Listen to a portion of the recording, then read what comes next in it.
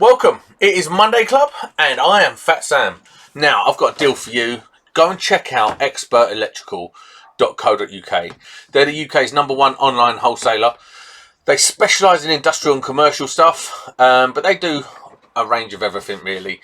Check them out. They might revolutionise the way you do business, if I can even get them words out correctly. Quote Bundy10 and get your 10% discount. They are the UK's #1. Why not go and check them out? expertelectrical.co.uk. Now, on with the show.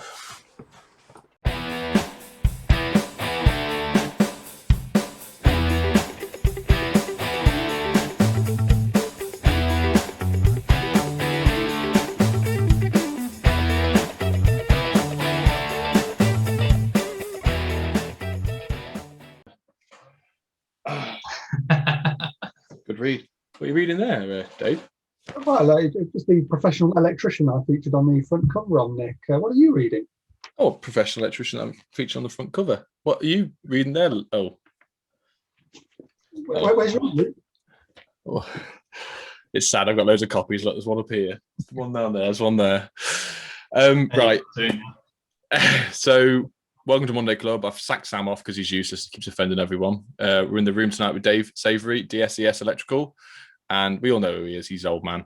And then we've got Luke from My Trust Electrician, Luke Witchard. Finally. People think you're gone. Yeah. Where have I gone? I don't really know how to answer that, to be honest. I've always your last videos were COVID, and then that was wasn't it? I think I was kind of expecting COVID not to go on for as long as it did. Yeah. I thought as soon as COVID ends, I'll come back. And it's still here. Yeah, it is. Still here. Is it all the what stops you from filming? Is it all like the restrictions and stuff? You just want to play on some video somewhere in some of the comments, so I can't be asked while all these restrictions are around, and we've got to wear masks and do all that sort of gubbins. Do you know what? A lot of people have actually asked, and I think I've given them all different answers because I probably didn't really know the reason myself. I've probably said I was too busy, which isn't a complete lie, but I suppose you're only busy with what you decide to be busy with. Yeah. I honestly, I just haven't really enjoyed it. I used to enjoy going to work, and whilst I was at work, I wouldn't mind doing a video, but whilst I'm not really enjoying going to work, I don't think I could really do a very good video whilst I'm sort of a bit pissed off. Yeah. It's probably the honest truth. I've also said as well in the past, I said I'm not really a YouTuber. A lot of people are YouTubers that are electricians. I'm an electrician that's a YouTuber. So normally the electrics comes first and then YouTube comes afterwards. And I've kind of used the time to try and sort of put a lot more effort into the company and see if I can sort of boost it up a little bit, go up to the next level, next rung of the ladder. You took on a guy, didn't you, just before you stopped your videos? Oh, what was that? You took on a guy, didn't you? You had a new apprentice, was that right? Oh, I've gone through so many people. We had Tommy. That was it, Tommy. Yeah, he was a nice lad, but I don't think he really wanted to be a spark. I probably can't say too much about it because I don't know the ins and outs of it, but I could sort of see he wasn't, his heart and soul wasn't into it. I think he just sort of stumbled into the job. Yeah. And he tried it, he gave it his best, but he just, at the end of the day, he wasn't a spark and he just didn't want to do it. And I think it wasn't enjoyable for him. So he's gone his own way. We've gone through a few other apprentices since then. It's not as easy as it used to be getting an apprentice. I think I just felt super lucky, really. Yeah. Super, super lucky. How big is your company, Luke? How many people you got working with you? So we've got Vicky now. My wife started working for us, and we've got me, Dean, and 2 apprentices. I'm quite fortunate actually. The 2 apprentices we've got are they're really good. It's like buses really. They've all come along at once. So yeah, they're really dedicated. They've got themselves a couple of Instagram accounts now, and I think they've got a bit of friendly competition between each other. Dean's a great guy. He's good. He can be left alone. He puts like a lot of dedication into his work, which is quite nice. It's always quite hard for me because I made the mistake of calling myself My Trusted Electrician. And the last thing you want to do, I mean, if I was just Joe Bloggs Electrical, it doesn't really matter what sort of standard the work is. But if you say I'm My Trusted Electrician, and you've got to try and do something that's a little bit better than the last guy. And if you just sort of got someone out there that's just sort of on par with everyone else, you're not really much better. And the customer starts sending you funny emails saying, I've used you because I thought you was better than the other guy, and you're sort of no better off. You're just charging me more. Right. No, I've been quite lucky. Dean's great, and the other two lads are great. Vicky's really helping me out. I'd be lost without Vicky, to be honest. I've delegated so many tasks to Vicky now. I don't think if she left, I'd have to close the company down, so I wouldn't have a clue what to do. Same situation. Yeah. I know. And you had another baby, didn't you? COVID baby, was it? Baby. It was a little girl. Congratulations, mate. Yeah, so we say we've really spoke since over a year. Yeah. It doesn't feel like it, though. On the pub, weren't we, about a year ago? Over a year ago. The rusty back box. Oh, God. I don't know about you, but I've lost track of time. Yeah. So I had two and a bit months off from the first lockdown. And that was the first month, I would say, best time of life. You probably the same thing with your kids, doing stuff from the house, enjoying ourselves. Dave was playing Fortnite. And towards the end, it started to, I ticked jobs off that I had been planned to do for 5 years. But then money started getting a bit tight because we were being willy-nilly on Amazon. Oh, I'm bored. Let's do this for tomorrow. And used to look forward to the Amazon guy turning up to getting some stuff. And towards the end, it was like, I'm pulling my hair out my teeth. And then when we were back to work, we're so looking forward to it, but trying to get the enthusiasm and the mental state to get back into it and do it your all and give it your best. You start looking at 2 o'clock in the clock, you think, it's time to go home. When you've done sod all. But now, once we got back in the swing of it, the time absolutely flies. It gets to Tuesday, and me and Adam are like, what's going on? It gets to Thursday, we're like, well, the days just merge into one now. Like the rewires we've been doing, it's just literally get up, go to work, do as much as we can, come back, to family time. And you do repeat this cycle, especially when you're doing rewires and you're at the same place day in, day out. It's what I used to enjoy when we did little odd jobs, like 5 or 6 a day here, there, and you're never in the same place. And time goes faster, but because you're everywhere, it seems a bit more enjoyable. I don't know what it's like with you guys. Do you prefer jump around or same place? I don't like. I like things to be different, so I can spend weeks and weeks doing the little jobs and be really happy, and then I can do weeks and weeks doing the big jobs. And I find if I do something for too long, I get bored of it. So we did steel conduit not long ago, and I hadn't done it for a while. We was going around garages doing loads of steel conduit. Really enjoyed it. By about the 4th day, I was like, on board with this now. I want to go back to doing the other stuff. Yeah, you've got the variety, haven't you? And I was saying to Nick earlier, Nigel and I, our energy levels just aren't in it anymore. We find things like rewire jobs quite tough. We perhaps need some young blood on the van, but probably never get around to taking anyone on. And I was saying to him, maybe we should concentrate more on fault finding and inspection work and less on installation work. The trouble is, it would bore the piss out of you, wouldn't it? That sort of stuff, just doing the hours day in, day out. I mean, we've all experienced that because of the legislation change that meant every landlord and his dog wanted a bloody EICR over the last year. And I imagine you were all as sick of doing them as I was. Yeah. COVID did have some good points to me. It gave me a kick up the arse, and I did some online courses, went back to college, and I got my 2391 at last. I've been meaning to that. I started this when I was 16 in 2001, so it's well overdue. So I managed to finally get time to do that. And obviously with the EICRs, that was a great help. A lot of practice. Yeah. A lot of practice. We're sick of them. We've still got a couple left to do. Some of the people, and we had it the other day, I could go do 3 1-bedroom flats, knock on the first one, it's 8 o'clock in the morning, don't answer the phone. Think, fine, right, I'll go to the next one. And we had it for 2 days on the trot where nearly 6 people didn't answer the door to us. Oh, God. And we were like, well, we always give, because I only have it twice really, and I had a bit of a rant on a video, and people were saying you should charge them for it and everything, but I'd always give them the benefit of the doubt once. Like, if it's a mistake, some of these EICRs have been booked in a month prior, so if they've not written it down on the diary, or they can't manage the diary as well as other people, they do forget and it's slip up, and that's fine. And I'll just put a letter through the letterbox and just say, we tried it this time, can you give me a bell? If not, I will try and call you tonight and drop you an email. 9 times out of 10 they'll text me back. They do, and it's I'm really sorry, the kids or whatever, so it's fine, rebook it in. And we always say, just please don't forget next time, because you know, it's our living. If we can't get let in, we don't get paid, and it's another day wasted. But then at the bottom of the email, as terms and conditions is, if you are not in this property again at such and such time, if you agree to it, there will be a surcharge to you guys. And I've had to do it to one person who didn't answer the door 3 times, 3 site visits. And in the end, I had enough. I was so annoyed. And this person rang back and said, oh, I was only 10 minutes late. I'm at the house now. I was like, you weren't, because we hung around your house for 15 minutes past when we were due because I needed to get this done. And you weren't there. Oh, no. I came back at 10 past. And said, no, well, how much do you argue with someone? Because they're not really my customers. They're the estate agents. And it's very frustrating, but do you know what I mean?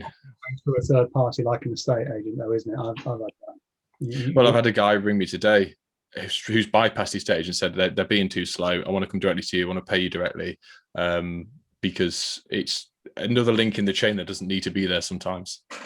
It just takes too long. But, yeah. I don't know. It's one of them. Let's oh, hang on. Oh my god, I've clicked something. I thought I stopped recording then. I'm not used to this. Yeah, so me and Dave were saying about earlier about I'm supposed to be here not recording these things. Do you know what I mean? When we recorded one the other week, Luke, Sam was recording it. Well, everyone joined, and there was a new girl called Caitlin. She works for Quinergy. I'm having a chat with her. She was great, bubbly, we have a good laugh backwards and forwards. And we were on it for about an hour and 10 minutes. And then, as we were saying, right, and Sam does Monday Club, we're out. And as he ended it, he then looked across at the screen, and the whole thing he hadn't recorded. No. And he said, oh, is it okay if we just stay on for another half an hour? And I was like, first of all, it's 4 billion degrees in my office. Second of all, like my other half waiting downstairs, I hadn't had my tea yet. And I was just like, mate. And then when we did, him and Kimmy came to my unit, we recorded 3 in a day. And when he ripped the SD card, he got the first bit, downloaded the first bit and recorded and edited the first one. He then deleted the next 2 that we filmed. Like, Sam. It's just that, Sam. He cracks me up that guy. Oh God, I feel like saying to him, just give it to me and I'll edit it. And there's no Sam. I've just got the B team. No offense to you, obviously, Luke, because you're the guest, but B team Bundy. Oh, it's like that, is it? It's like that. I have more pull. It's fine. It's absolutely fine.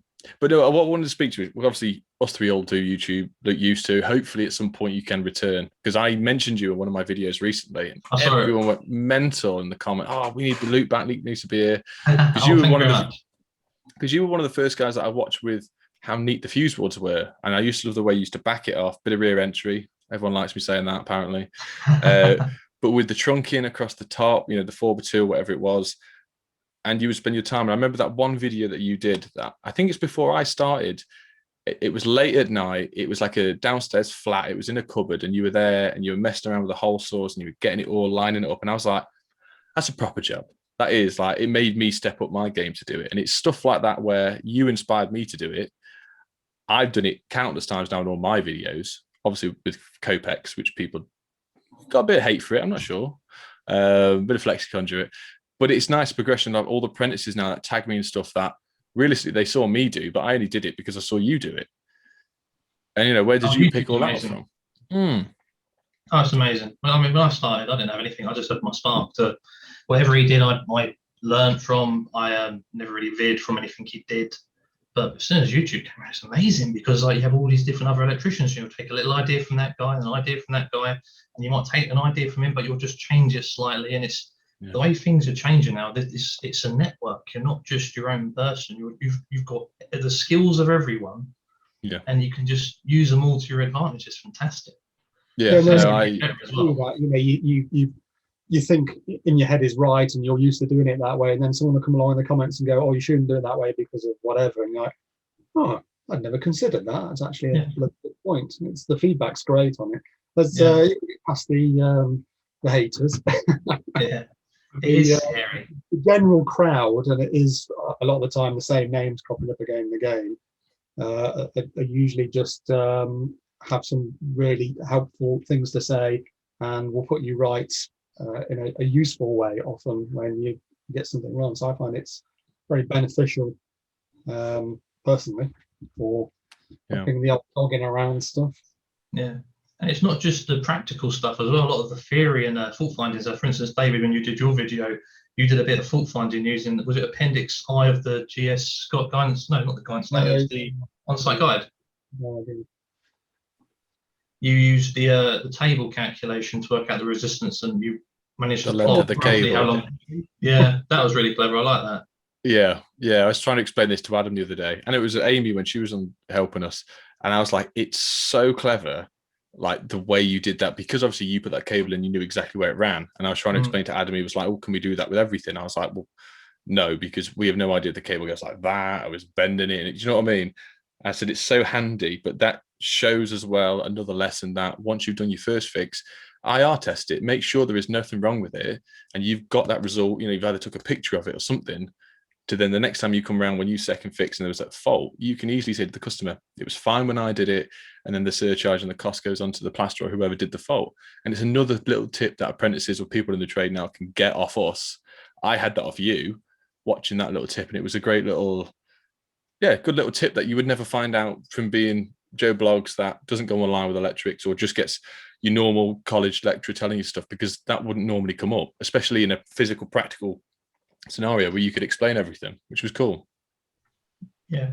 Well, in college, they don't really teach you the fault find, do they? They teach you how to do things. They don't teach you how to fix a fuck up, because there's an infinite number of fuck ups and possibilities and combinations that things can go wrong, but there's only a certain number of ways you can do it right.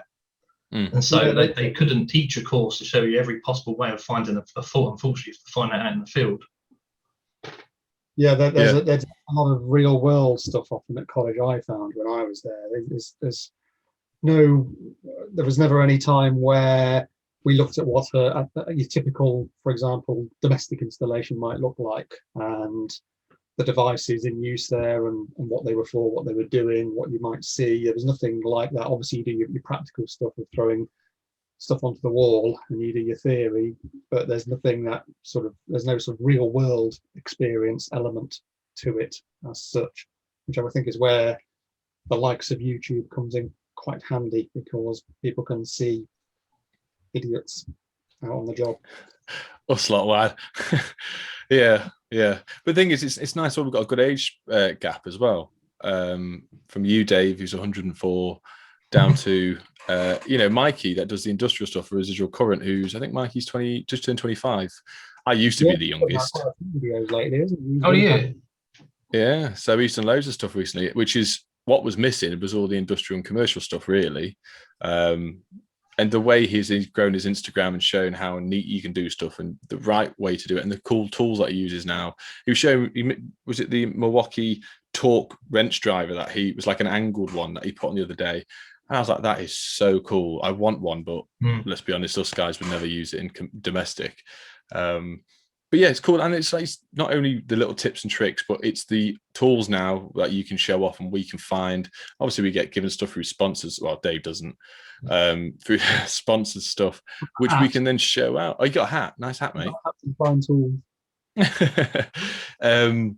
But like seeing tools I never saw before. So I would never have picked up the armor slice unless I'd seen it on maybe Chris's videos, which has saved me a lot of time.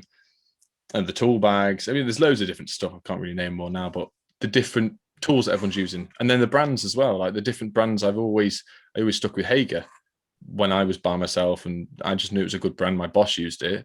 And then look at us now. Like there's that many different things that we use and try to show off and see how it works, and different styles that I like as well. Like I say, I picked up Flexi Conduit from you, Luke. So anyone that blames me for it, can't be a bit of Flexi Conduit, mate. Mate, it's brilliant. I know, we still love it. I'll tell you what, if you're in like a cupboard or a shed or a loft or something, you can't beat a bit of Flexi Conduit. It gets a little bit more protection, and it gets you all over those nooks and crannies and things. Sometimes if we're doing a bit of plastic conduit, we'll run the plastic conduit down the straight bits of the wall. When you might have like a really awkward bend, you just put a little bit of Flexi around the awkward bend and then another bit of straight again. I was going to say, you was just talking about tools and that on YouTube. I bought my Metabo chaser just purely because I saw you use it, and I you mentioned me on your last videos. You said you was going to do the conduit in the wall. Yep. The 20 mil. Well, I wouldn't have ever done that if I hadn't used the Metabo, because the our sake of trying to chase it all out, it just wasn't worth trying to go that much deeper. But because it's so easy now with that Metabo, you know, it's a no-brainer. You might as well do it with the conduit because it's a lot easier to push the cables down. You don't have to try and get them side by side in a bit flat of oval. You can just getting it down a bit around is so much easier. And this is what the rewire that I'm doing. I've got one. I need to speak to you about this. I've got to do one in London in beginning of August. Okay. It's I want to do that there, but I don't know if you saw the latest video. I actually messed the blade up because I did the tarmac outside, which worked a treat. And then when I did the rewire just in Nottingham, I tried to use it, and the video's not out yet, but it took me 15 minutes to push it up one chase. I just couldn't do it, so I ended up binning it and then putting the dual blades in that I'd never used, and it worked well because I separated them right. I just had a little tiny scooper to scoop the insides out, but it was a lot of effort compared to just running it up once. Job's a good one. Was that the video across the ceiling? A vest? Yes, the vest one. Yeah, I got a few comments about that. Then had to go off and crank one out. Wow, I was waiting for the comments off people, but it was one of them days where it was so muggy outside, and we only had to just step outside and your t-shirt was stuck to you. And I took my t-shirt and I've always got a spare top in the van, and it was a vest, and I thought, oh, why not, I'll just wear that. And then I forgot I was recording, and I was like, oh no. But I got a few nice surprising comments off that, but hey. But then a few people saying I turned it off straight away because you were wearing a vest. Okay, mate. We should have persevered. Okay. It was a tough wank, but I got there in the end. There we go. There it is. But yeah, it's just cool, like the way we can all pick and choose off each other. But you think we've pinched off, 3 of us have pinched ideas off each other. Well, I don't know how much Dave's copied us, probably none. But you think how many people it's impacted real world. I mean, I've had that many messages about the Metabo. It is unreal how many people would have you bought one after it, and that many messages. I had people ringing me up at 11 o'clock at night when the video first came out saying, like, I'm about to click buy, you know, is it worth it? Like, is it actually worth it? Because people generally do believe the videos that we produce, if I get given this battery, is this the best battery in the world that I've ever touched and I would never buy anything else? Like, you got to be honest with people. And if there's stuff that I don't like, we do say it on the videos, whether it's been given to us or not. And that's the agreement I have with companies. If you give me something and I've got to review it, be prepared for me to say something bad about it as well, because not everything's amazing. That's one of the things I said about the Metabo. There's nothing wrong with it. It saves so much time and effort. There's not one fault I could pick with it, to be honest. Is this I totally agree. Sponsored by anybody? No, sorry? Is this sponsored by anybody, Monday Club? Expert Electrical. Oh, right. So they sound Metabo. Yeah. I was going to say, a lot of these things are quite big investments, especially at Metabo. I mean, how much is that? Like, is it 400 for the Hoover? And it's about 700 quid all in, I think. Yeah. Yes, it is. I mean, anyone that's never used it or seen it being used would probably steer clear of it. But because of the YouTube videos, because you can actually see somebody doing a similar task to what they're going to be using it for and seeing that it's profitable, you're willing to buy it. I probably would never have bought that if I hadn't seen you use it on the video. And I probably would never. Yeah, and I got given it for free, which I've said at the beginning of the video. And it's one of them expenses at the time where I could not have gone, right, there's 700 quid. At the time of my life, it just didn't happen. Like, work was okay, but I had a lot, it's like childcare. Money just falls out your ass. And as soon as that I got it, and a few jobs in, a few rewires we did, I said to Adam, if this ever breaks, I would buy one tomorrow. I'd buy one tomorrow, and then it would be worth every penny. But obviously, you got the other brands that are jumping on board with it now. I know Jordan got a Hilti one. They've started bringing them out because they're so widely used by domestic sparks. Has it got the same blade in it? I don't know. He think he did a video on it. Well, I suppose that blade's interchangeable, isn't it, really? Yeah, it's 125mm blade, so I would have thought it'd fit in quite a few different ones. Basically an angle grinder blade. It's wider, though, with some teeth in it. Yeah. And you can, I suppose it's interchangeable. We don't have to go for a Metabo chase side, just as long as you buy the Metabo blade. Yeah, because everyone that I used to know used to have the old Titan ones from Screwfix, what was that, 120 quid with a Henry Hoover attachment. Yeah, and I had to go with my old wasn't very good. No, because it was only most of the time a single blade. I never don't think I ever used it with the dual blade. It worked well, but if you don't have a powerful enough Hoover, you end up filling the room anyway. I totally agree. Do you know what, the Hoover as well? Even if I didn't have the chaser, that Hoover is amazing. The Henry's, you know, I can't fault a Henry, but I mean, we've used it for the diamond cutting as well, because we've got a diamond cutter which sucks the dust out of the room, and that Hoover is amazing because not only does it, you plug your device into it, the Hoover turns on when you use the device and it turns back off maybe a couple of seconds after you take your finger off the trigger. But it's not just the time you save chasing the wall out, it's the time you save not having to clean the room afterwards. Because the dust, cleaning the room, you not only do clean it straight away, but when the dust settles maybe an hour later, you've got to clean it again. Yeah, and how did it make you jump, or what? Well, you know, when it self cleans its own filters and it goes, yeah. Honestly, because I opened it up, I sort of semi-read the instructions when I first had it and turned it on, and it did that noise. I thought instantly I broke it. I'm not even used to it. I broke it, and obviously you read the instructions. It vibrates, Dave, and it cleans it's got 2 filters on the top, and it vibrates it to knock all the loose off. It's very clever. Very clever kit. You're talking about stuff I can't afford and won't buy, so I can't. Thing is, you don't really do house rewires, though, do you? Yeah, we do. Yeah, not too many of them because, again, old. And knackered. I think I'm like an old iPhone, a 6-month-old iPhone. I wake up in the morning and I'm like, 100% battery level. I'm a fucking frosty pops, and then I'm next checking it's like at 70%. I'm like, bloody hell, it's only 8:30. I haven't even started anything. Do you actually drive every morning and get a coffee with Nige? You sit outside. I've seen that so many times on Instagram. Before you even go anywhere, you've gone to a cafe for a coffee.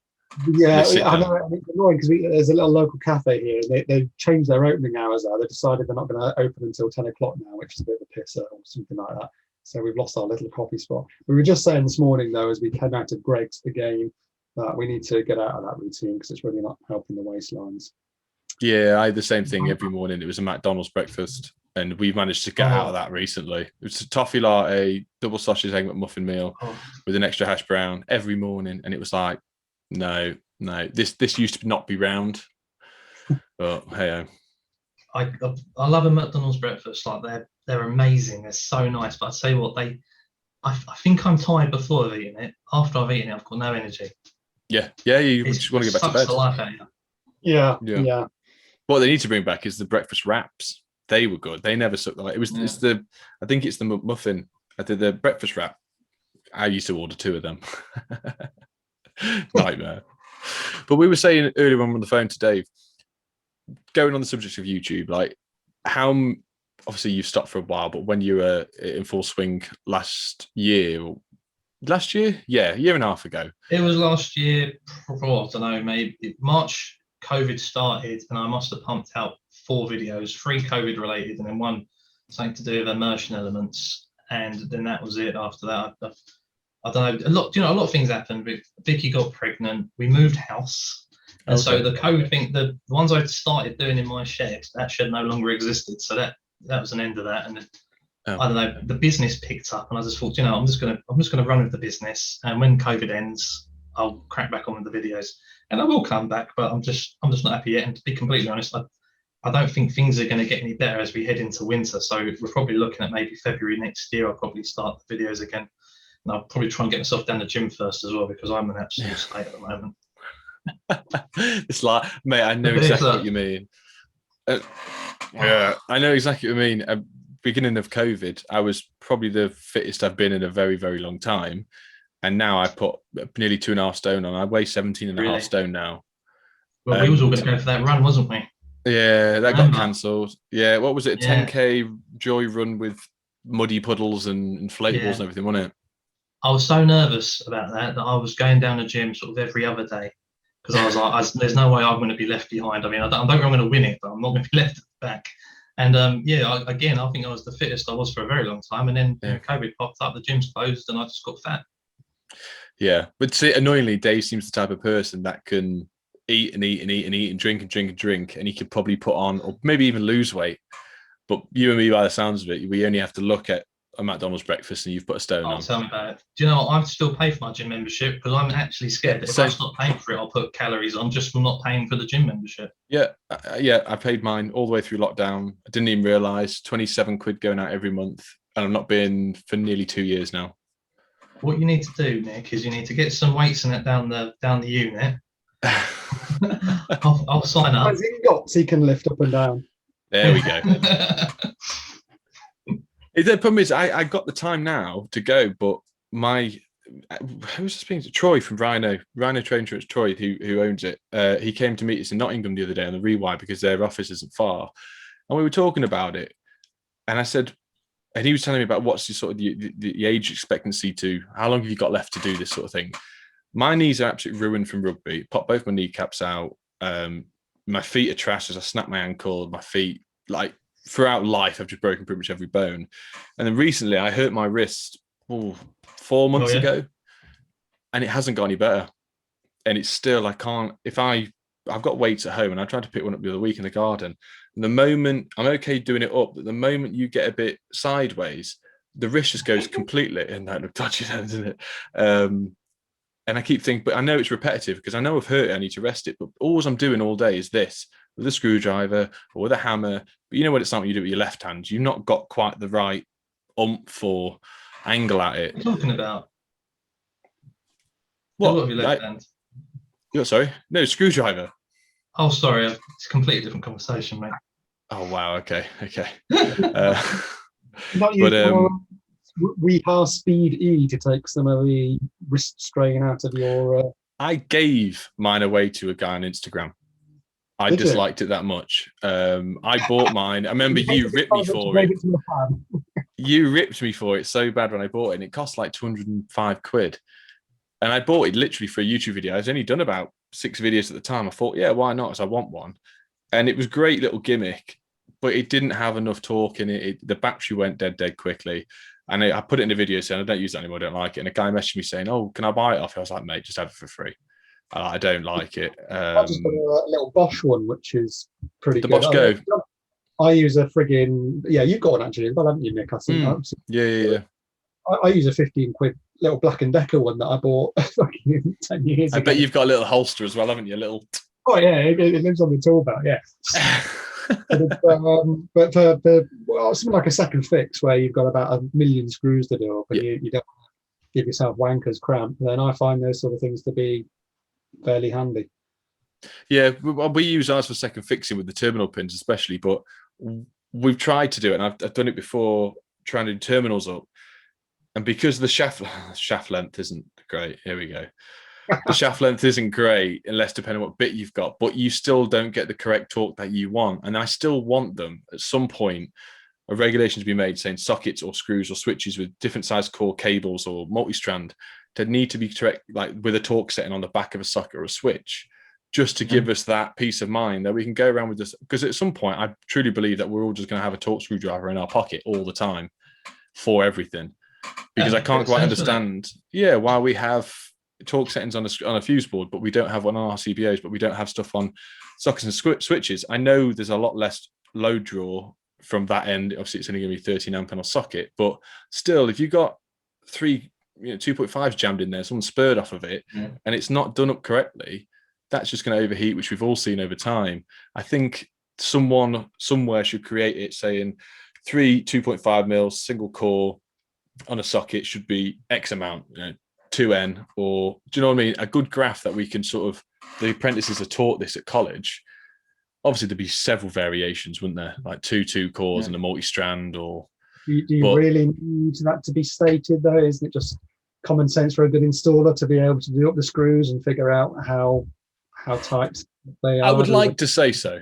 I'd like to say so, but I can guarantee all of us three have seen stuff where we took a socket off and then all the cables just fell out the back. And fitted by a frigging kitchen fitter or a DIY, and they're not going to. No, they won't. Any numbers printed on the back of the socket, I suspect.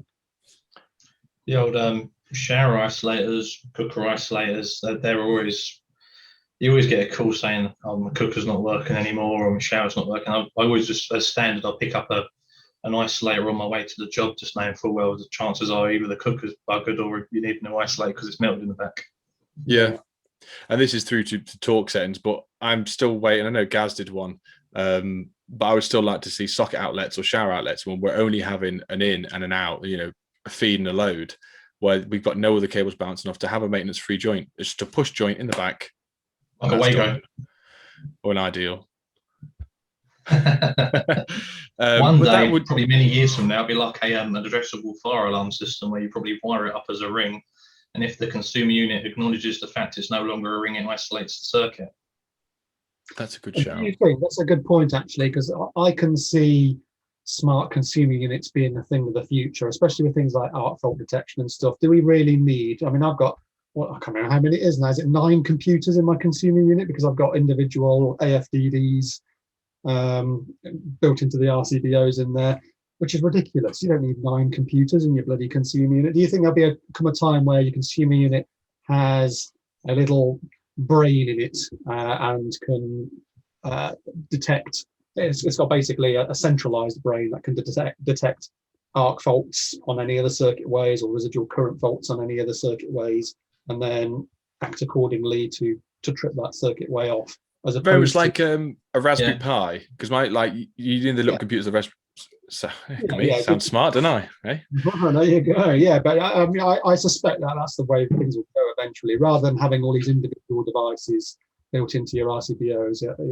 I'm sure there will come a time where you've got your smart consumer unit with its centralized function, monitoring everything, and then yes, it detects that on your shower circuit an arc is occurring, and it trips it, reports it on its. And you could, I agree with that. And the chances are as well, you probably don't even have to hang the cover off to find it out because you'll just get it sent straight to your phone. To your phone, yeah. You'll say the socket in the lounge has got a loose connection on the neutral. And that's fucking scary, isn't it? That's be out of a job. But it's possible. I mean, I could imagine where maybe in the future you wire everything maybe to the back box and all the socket faces are just clicking and they're sort of addressable, so everything has its own address. And like you said, there'll be a central brain in the consumer unit. I suppose when that day happens as well, if the socket's so replaceable, maybe we can sort of step away from the shape of the 13 amp plug and maybe start having slightly different plugs depending on what's being plugged in. Yeah, because if you can get a different draw, if it's a smart outlet as well, obviously if you've got a normal 13 amp plug or you've got the 3 amp ones that do for the lamps, they're weird round ones that you've got. I need to stop doing hand gestures. Invent a DC plug. Yeah. Stick a transformer in the back of the socket and you can have some. I mean, there's a lot of things out there that only use DC. And so there's, rather than have a transformer built into the device like a TV or a computer, maybe the transformer will be built into the socket and it'll just be passing DC out of the plug socket. Yeah, I think 75 mil back box. Yeah. But yeah, I think it was E5 or Spark Ninja or someone that a while ago was saying something about that, about he can see that DC distribution may well be a thing of the future. Apologies if it was someone else. No. I watched that one, the E5 one, a long time ago, where they were saying we should split like a double stack board. At the top half be AC and the lower half be DC and your Ethernet points and whatnot. And that's a way of measuring it out of you've got your direct power below, and then you can get all your computer readings off it, like have an app on your phone, because you can physically turn stuff on and off. But yeah, I thought it was a cool little 4-hour podcast they did. What do you reckon? Our generation? Will we see this? I hope so. And I do hope so at some point where they make a smart consumer unit where not only can we look on our phone, but we get in readings, which, pull in at certain set of time, we'll pull in from the ring main X amount. And then one day it spikes, what we can figure out what spike for and energy costs, very much like you do at the moment. But you could also isolate stuff. So you're on holiday and let's say your alarm goes off or your fire alarm or whatnot. You can go, right, I need to turn the power off. And you could just isolate the power from your phone. Stuff like that, where you could turn it back on and off. If something's tripped, you could try the MCB, whether or not it's electronic. I know there's some stuff that someone tagged me in it. This from Wish, wish.com, where they could buy some sort of smart RCB. But obviously the technology would need to be tested for years and years before we could deem it safe. These things are fine until they get hacked, though, aren't they? And you find that back door that the consumer unit manufacturer hasn't sealed up properly, and then all of a sudden someone else is turning off your power. Oh, God, could you imagine? Be Dave on his computer, you see it on the screen on one of his videos, this is Nick's house, watch this. Pitch black. But yeah, no, it's exciting to see where it's going, but there's already the reg changes with 19th edition. When's that coming out? Oh no, it's amendment. What amendment's coming out next? 3? 2. Next year. 2? March. Yeah, it's And killing that's me meant because I'm desperate for some new books, but I'm holding off because I don't really want to spend the money knowing full well that I'm going to buy some new ones next year. So I mean, like, showing you one. Oh. Yeah, so See, that's what I liked about your stuff as well, because most of your jobs, you would take that on site with you, wouldn't you? Well, especially on the videos that we saw. can I be honest with you? I've been doing this now for 20 years, and it doesn't feel like 20 years. It really doesn't. But I think in the last maybe 3 years, I was so ignorant. I really thought I knew a lot more than what I actually did. It's probably only in the last 3 years that I really started using my regs book. Yeah. Which isn't a really good thing to admit, but I know there's a lot of people out there that are exactly the same. Yeah, And do you know hand on what? heart. I think a shout out to Sparky Ninja. Watching his videos was amazing because once you leave college and you're out on your own, you've got no one to teach you. It's down to you to try and read this book, and it's so overwhelming because it's such a big book. Sometimes I'd go in it and come out with more questions, but now I love it. I really can't get enough of that book. The pennies dropped. I understand it. Yeah, there is an order to that book, and it's changed the way I work a lot as well. It's good to hear. It took me a long time, but I'm still getting to grips with it, to be honest. And I'm probably where you were a year and a half ago, where we take it with us. It's always sat in the van bag. Is anything we're untoward? Most of the time, if I go, not sure, I'll just ring Dave up, to be honest. If Dave doesn't answer, it's like, I'll look in the book. yeah. To be fair, if Dave doesn't answer, I'll ring Gaz. Oh, Gaz hasn't answered either. I'll go look in the book now. But it is, and it's what I'm trying to explain to Adam as well. You can read the book. He can read exactly the same reg that I read, and you can take it 2 ways. It's understanding it in your own way and recognize it, because a lot of the things, it's how you interpret it. It's not like this has to be like this. It's the way it's worded. Find it very difficult. But being dyslexic for me as well, it just jumbles my head trying to understand it. So I end up having to read it out loud, the same thing 5 times for it to go in. Yeah. I think Then a Adam lot would take it. of publications are pretty inaccessible to a lot of people just because of the way they're written, and that's why you've got things like the on-site guide that tries to make some sense of it in an easy way. But there needs to be more like that. They need to do more with it. It's like you say, you've got resources like Sparky Ninja who can explain it to you in plain English. The halves are very difficult. I can't remember what the point I was going to make then, but This is age again. Yeah, it's gone. It's gone. Yeah. No, and do you know what? There's I'm going to show you something else.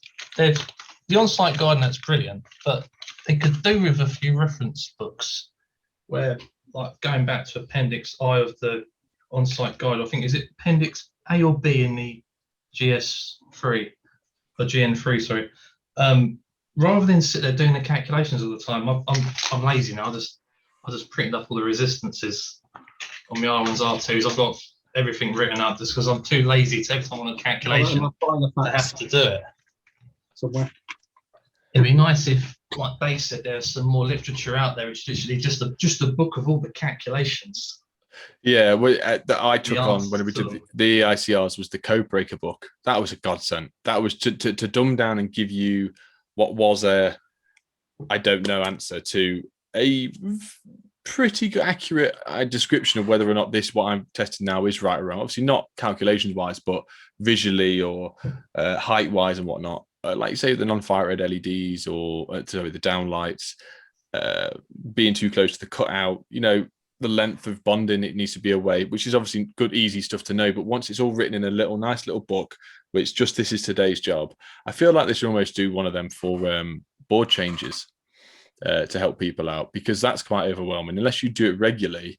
A lot of people saying, I've got a board change to do tomorrow. What's the first thing I need to do? Where's it got an isolate switch? You need to ring the DNO. You should have done this 3 weeks ago. Have you done all your testing prior? Have you done your IR test? It's going to trip if you change the board over without testing it. There's so many things where I feel like you should do bullet points that you should do before you even consider changing the board or even purchase the board. And we're trying to get it. We've all said it before on separate videos, but just a little package to say, right, this is a fuse box book. this is our EICR book. And obviously then Dave could probably create, that's what Dave, you should do. You're a clever man. You like writing stuff. Write some books. Yeah. That's Okay, it. right. He can, off the tools now, just get him a typewriter. Yeah, I'm not sure I'm quite the author. That was the point I was going to make actually about the regs. You were saying about you and Adam can interpret it in different ways. I suppose there have to be grey areas in there because different installations are different, and they've got to be fairly broad and leave you as the person on site to make your decisions. Make the right call. Guidance. Yeah, this is what we struggled with. We'll do it this way because you can't always do it. Yeah. When you're out And in this the is world. what I struggled with the EICRs with doing the board changes. I spoke to, when I went into the wholesaler, there was 4 of the Sparks and we were all chatting. They all ripped me because of YouTube. Like as soon as I walk in, we'll go on, get the red carpet out, celebrities here, and you know what it's like. And we all have a good laugh. And then we started talking about, what we're doing and testing it. And it was a nice bunch of guys, and they were saying, oh yeah, there's no RCD, so I just said, you change the board. I said, what? I said, how many times have you done that? He said, oh, it's like my fucking 18th board change this month. And I was like, what? And I was like, well, how are you testing it? What are you doing? And he's just interpreted the regs and what he has to do, just the way that we've interpreted it another way. And because there's no clean cut answer to say, no, the cable depths aren't below 50 mil, no RCD protection, it's a C2, or you got metal fittings in a bathroom, C2. And yes, most of the time, but if there's other circumstances around that where you could say this house hasn't been touched for the past 40 years, nothing at all has changed, why should it fail now? There's a brand new outside socket that's been fitted. Yeah, fair enough, it needs an RCD. And trying to interpret it in your own way and trying to say to them, and they're like, absolutely no, it's a fail. There's only so much you can come across without wanting to shout someone. It's tough. It's tough because it's a guessing game. You're trying to predict a probability of what is the chances of that happening. So a C3 is basically something where the regulations have said this does not comply. And what you're saying is, yeah, but the chances are hopefully nothing should occur from that. So for instance, I'm very on the cusp of C2, C3 for cables less than 50 mil in a wall, purely because I think people's experiences over their sort of lifetime of working on the tools, it changes their judgment. I 2 years ago was in a child's bedroom doing an EICR, and they had a metal light switch, and below the light switch was a little blackboard that the kid would write on, and it had one nail smack bang in the middle. And I looked at it and I thought, well, most light switches go up. Yeah. That's not going to be live, is it? And I tested it, and I had 230 volts between the metal light switch and that nail. And I thought, he'd be dead. Yeah. He'd be dead. And I tested it. I had greater than 2,000 megaohms on it of insulation resistance. So I don't know what to do. It's very, I mean, sometimes you ask yourself, let me tell a story. I had to go to a driving awareness course. It was years ago. I was going ever so slightly faster than the speed limit. And when I was in there, they said, put your hand up if you're here and it's not your fault. It's like, you shouldn't really be here. So everyone's put their hand in the air, and it's gone around and everyone said their piece of why it's not their fault. And then they sort of show you a load of videos of stopping distances and blah, blah, blah. And at the very end, they show you a car, and it's a real picture, and it's got some dents in it, and there's like a child's shoe on it. His scooter's in the road, and they said this is a real picture. That kid's got hit by a car. Let's imagine that's your car. His mum's just walked over to the side of the car. Tell him that excuse you told me at the beginning. How do you feel? And you just think, do you know what, that excuse at the beginning of this, I thought it was fantastic, but now I don't think it's that great. And sometimes you might go, like for instance, maybe you might hang off a light switch and see a wooden box in the back and go, do you know what, it's been here for 60 years, or since the pre-1960s, it's never caught fire, that's fine. But if it did catch fire, what do you tell the mum whose kid burnt alive in the house?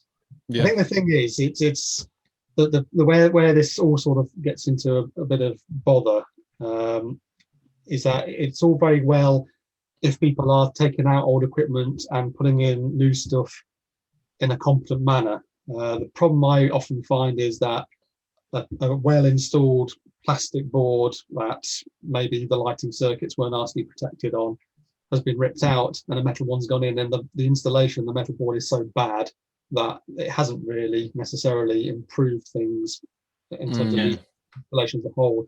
But also the problem is that a lot of installers, a lot of inspectors are making a decision on behalf of their customer. They're not saying, here's what I don't like about your installation and what I recommend you do about it, and then leaving them to make the decision as to whether they can afford to upgrade or whether it's worth the upgrade for the safety of them and their family as the people living there and responsible for the installation.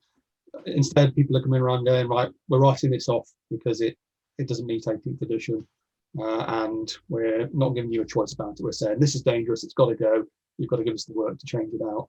And that's where the problem comes. It's not necessarily, yes, I'm all for old stuff being taken out and new stuff that makes the installation safer going in, but the customer needs to make an informed decision about that themselves, because they might not be able to afford it. They might be right on the sort of poverty line, and if you're coming along saying we can't pass your installation, you must have it changed, whereas other people might come along and say, well, technically it does pass because, as Nick says, it's been in for so long, there haven't been any modifications, it's as safe as it ever was, but we recommend that you change it because of these reasons.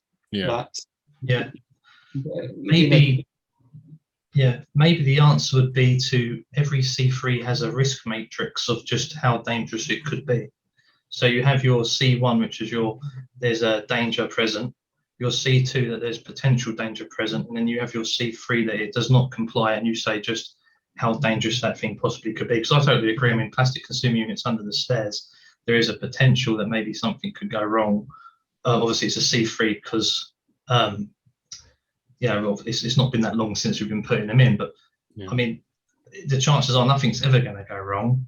The meter's made out of plastic. The isolator's made out of plastic. The DNO fuse is either, I don't know if it's Bakelite or plastic, but the consumer units, it's sort of null and void. It's not changing the fuse board isn't really going to solve all the problems. You've done your job on the inspection. You will have talked it all up inside there anyway, so there shouldn't be anything that that's any overprotected devices, that overcurrent protected devices that are rated incorrectly for the type of wiring that they're protecting. If you've verified that all that is okay, then yes, it should be okay. I understand what you're saying, because I totally agree actually with the torque settings.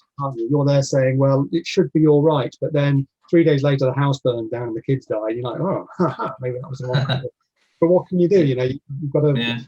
It's like MOTs on your car, isn't it? So the garage might let something slip with an advisory, and then you skip. If I'm right in believing the reason that the plastic consumer units was an issue in the first place was to do with the meter tails, and anything on the DNO side being anything after the MCB, if there was a problem, the MCB would trip. Anything before the MCB, obviously things would just melt and catch fire, because the chance of the DNO's 1361 ever blowing is very unlikely. But like you said, if the torque settings are fine and you've ticked that box on your inspection schedule that everything's fine, then there should not be an issue with the plastic consumer unit. No. Well, I've still got mine and I'm keeping it. Mine's still plastic in my house. Well, here's an argument for you. Actually, no, I suppose it wouldn't be. Someone once mentioned to me about putting metal switches and sockets underneath the stairs. And I was like, I don't think you grasped the idea of why you had to have a metal consumer unit. It wasn't because things under the stairs, obviously, if the stairs went up in flames, you wouldn't get out of your house if you was asleep. But it's obviously the switches would be controlled from the MCB. But things prior to the MCB, like the bus bar or the 60947-3s from the DNO. So obviously, if those weren't torqued correctly and they started to get hot and melt, the only thing that's protect them is the 1361, which is very unlikely to pop. I've only ever been to two that's ever blown. One, the guy tried to wire his shower up and got the pull cord wrong, and when he turned it on, for some reason it blew up the main fuse. But the other one was that house fire went to, and the fuse board went up. But that was by the looks of it, a loose cable on the meter tails. That's what we sort of. That's where the most damage was and the most heat. And there was no, obviously the entry of the meter tails. The only thing that's going to blow is your main fuse, and it did eventually, because the way the board melted, it pushed into the your live neutral touch together.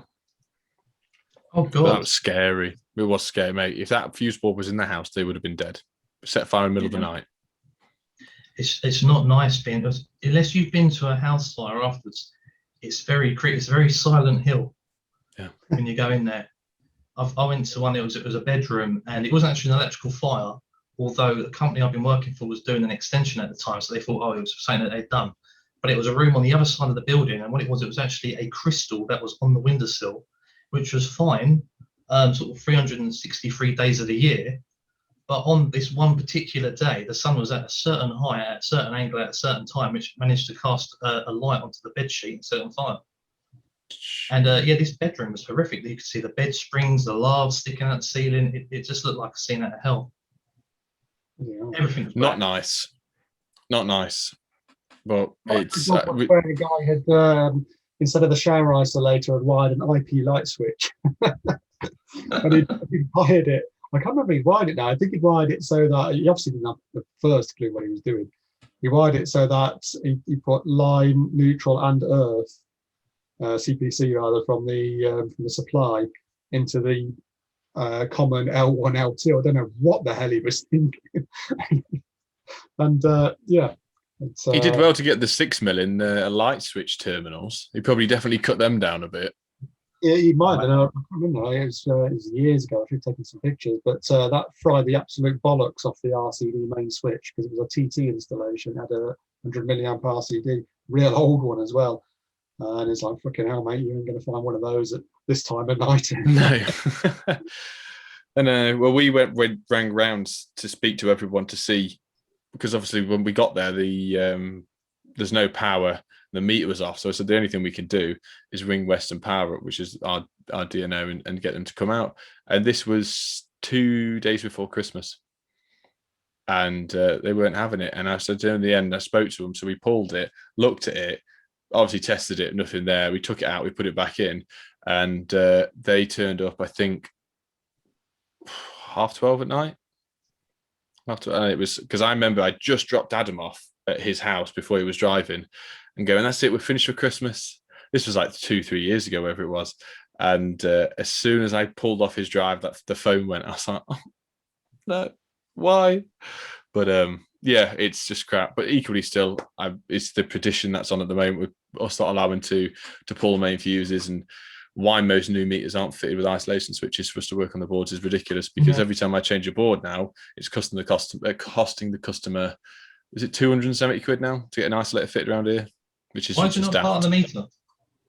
Oh, it's just stupid. I've seen one or two where use a little turn screwdriver, isolates it. Why is there not two on the meter? Why is there not one on the left, one on the right? One's for obviously the DNO coming in, and one's for us on the other side. Mate, I don't understand it. I don't know if it's just a money-making scheme from their end, but I mean, probably most of the sparks that I know, they don't do what we do, and they just do it themselves. Just think. Well, I mean, now that Western Power have stopped Haste from doing it at a reasonable price, I've not been. I don't do many board changes, but the last one I did, that SBS board, I put in that the customer engaged Western Power to fit an isolator there and paid the price, paid the money for it. But I installed a Lucian board recently. Let's do a video about that. And I'll just cut the phone. What do you mean this one? Yeah, it looks like the right board, but what's that massive penis next to it? Oh, wow. Well, the one that's wearing a hat. But yes, it's interesting, isn't it? Because I wonder if Western Power or their ilk will ever carry out their threat of doing someone or Finding people. I've seen stuff on the Facebook forums where someone says, I've got to do this tomorrow, what should I do? And everyone on the forums going, just pull it, they won't turn up. But then a few people said they have been done, but that's just what they say. For the sake of trying to fiddle the thing. It's not like you're trying to fiddle or anything. You're doing it because you've got to make it safe. and they haven't given you any sensible option to do so. As you say, you've got to book it 3 weeks in advance, and it costs over 200 quid. Well, that's not a practical proposition. And I remember a job a few years ago. I think I've said this before. This is a fucking boring story being repeated. But I was on a job a few years ago where I was going to change out a BS 3036 board, and I phoned up Western Power and said, "There's no isolator on here. I need to do a board change." And they're like, "Yeah, we can be there in a couple of weeks." And then I said, "Yes, but this old fuse box, it's damaged. There's a great big smashed out area exposing live parts. I need it to be sorted out sooner than that." And they just sort of said, "Well, look, you're the guy on site. You make a call on it."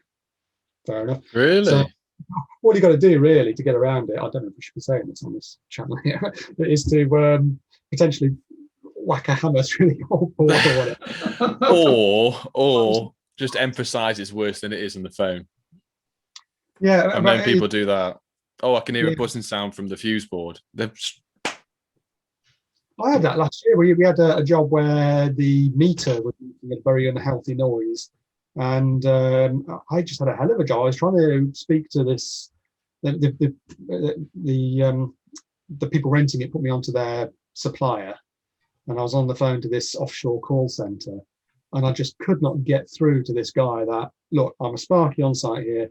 This meter, I don't like the noise it's making. It might be nothing, it might just be something. It wasn't a mechanical meter, it was a digital meter, and it shouldn't be making the kind of buzzing noise or whatever it was that it was making. I can't remember what it was. Some kind of mechanical sounding noise that ought not to be coming from it. And I'm like, I was saying to her, it shouldn't be making that noise. I don't know what it is. It might be something perfectly benign, or it might be dangerous. But someone needs to come and effectively change the meter or check it out. And I just could not get this person to understand what I was saying. He's going, "Yeah, but the meter's working, is it?" Well, yeah, I can see numbers on it, but that's not the point. The point is, it shouldn't be anything audible. It should be visual only. Working. Yeah, and they just wouldn't have it, and they wouldn't send anyone around. So goodness knows if that house ever burnt down. I think we're missing a trick, personally. I mean, if there was to create some sort of CPS scheme where you go off on a course, pay a fee or a yearly fee, monthly fee, and have to sort of be, inspected every so many months, or if you flash gear, make sure you got photo evidence and talks. I mean, I'm sure you could, if you could go out and go on a course just to put isolators in and pay them to do so, they'd win-win, wouldn't they?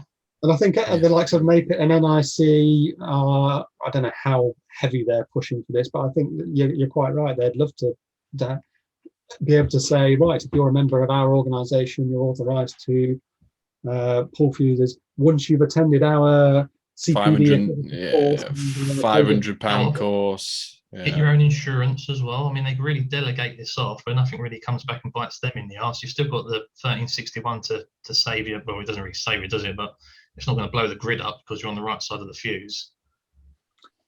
What else are you going to do to frazzle the meter? It's just very annoying. Very, very annoying. Where when we're doing it, we've just got to think so far in advance. And, when you do get dropped on one that you need to change within a day or two, what do? You put a hammer through. Yeah, well, we want to do things as best and properly as we can, and I'm trying to teach Adam this is the proper way. I know. That's the annoying thing, isn't it? Because, like you say, you want to do it legitimately, and the proper way is one where really you have to say to your customer 3 weeks in advance, pay the DNO 218 quid to come and change your fucking, or to put an isolator in. And the trouble is, difficult. The next guy up the road they're calling. He'd have just pulled the fuse straight out. He'd have left it out, sat on the side, exposed. You know what I mean? Yeah, it's very annoying. I'm sorry. I've just realised, guys. Go on, mate. I was just going to say, in some installations underneath your stairs, you haven't really got a lot of room, and sometimes you want to play a bit of Tetris with the fuse boards that are in there, move them around just so you can put the isolator in. And so you can't really work back to front. You can't put the isolator in before you put the consumer units in, because you might want to move a few things around first. Yeah. It might end up being that you're going to move his isolator, even though you shouldn't do. You might have to move his isolator after he's installed it, just because it's in a really stupid place. Yeah, we've had it in our area where the boards are fitted outside the DNO box. Loads of them around my area. Then there's no room to physically put an isolator in, as well as a new 18th board. So most of the time when we're doing it, I'm saying, listen, we've got to push it through into the house, but I still have to put an AD box inside there of a good standard size to join everything through on a DIN rail. What else are you meant to do? Of course, the other thing that happens is some people leave the seal intact and then just take the tails out live. Sure. I don't fancy that. I've taken up an hour of your time, guys. I'm sorry, I didn't realize it was an hour and 5 minutes so far. You are paying us for this, though, aren't you? I'm not, unfortunately. I will speak to Sam. It's a good job we didn't say anything interesting then, really, isn't it? That is true. People have not listened to this bit now. But yeah, thank you, Luke and Dave, for saving the day. And I presume Sam will be back next week at some point. So thank you very much, guys. Pleasure. Thank you very much for inviting me. All right, mate. Nice to speak to you. It was, yeah. It's been a bit lonely on this side of YouTube. Anything you want to say, Dave, or just any last smarky comments about me? No, I'll let them slide. I'm just ready. It's fucking boiling in here. I need to go and get over. Same. Right, cheers, guys. Right.